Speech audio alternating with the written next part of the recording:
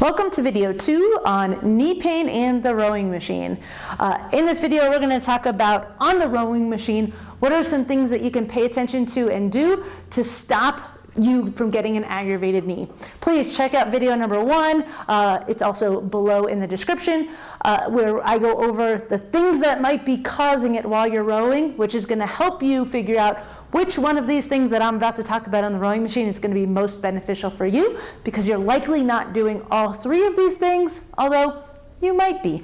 So if you're a person who's coming to the catch and you're either getting that overcompression or you're getting that bounce that we talked about, what I would recommend doing is coming back into the finished position, and I want you to do about 10 to 20 strokes of this before you even start rowing for your normal row.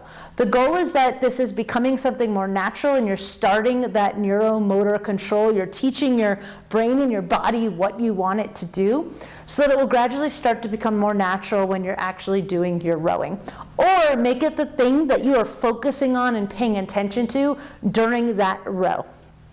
When you go to the front, what I want you to do is actually stop before you get to that compression stage. Sometimes when you overcompress, your shins will go really, really far forward and not be perpendicular to the ground.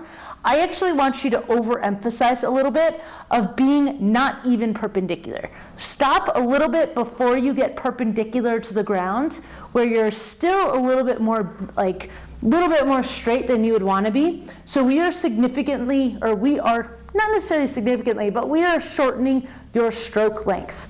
The thing about this position is it actually puts our muscles in one of the more optimal positions, ready to fire our quads and really push with the power that our legs can do. So we're teaching our legs, I want you to come to here and then push and explode out of that stroke. So just shorten your stroke length. Don't go even to perpendicular. I want you to stop before that and just shorten it and then pull and explode.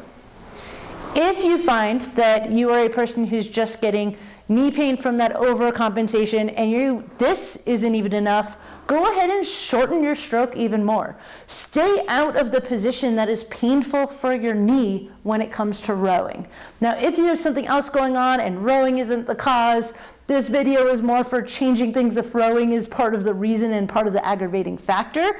But if you have something where total knee replacement or something where you don't have your full flexion or bend of your knee, then this can also be helpful. Just don't go as far. Go to right before you would feel any discomfort, or as far as you can.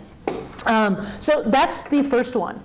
Second is first and second. So third is when you are in the back position, if you are overextending, I actually want you to get to the finished position with a little bit of a bend in your knee.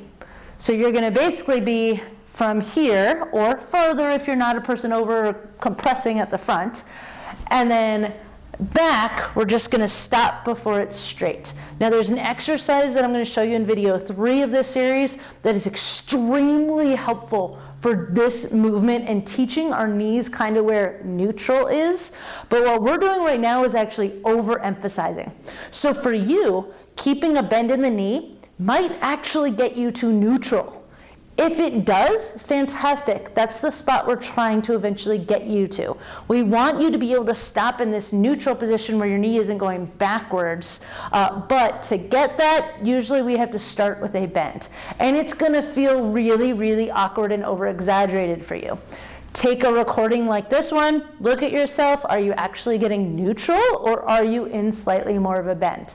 The more bend you have, the more that this is going to start to drive that positioning home for these muscles and help them understand where we want to be. And I definitely recommend checking out video 3 for the terminal knee extension exercise. Although I do have a video fully on that exercise, which I'll also put below.